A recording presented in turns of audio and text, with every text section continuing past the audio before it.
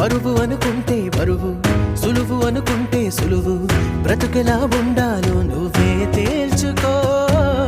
అనుకున్నవన్నీ అవవు, ఎప్పుడు ఏదో కరువు. అందుకీ కమ్మని కలలో సరి చూసుకో. వేసవికి మామిడి పళ్ళు, వానలకు ఆహరి వేళ, చలికి ముక్కుల ముంగిళ్ళు, కష్టాలకిలా చిరునవ్వే చాలు. చేదైనా గానీ ఇష్టంగానే తింటున్నామంటే అదే ఉగాదని అంటాం.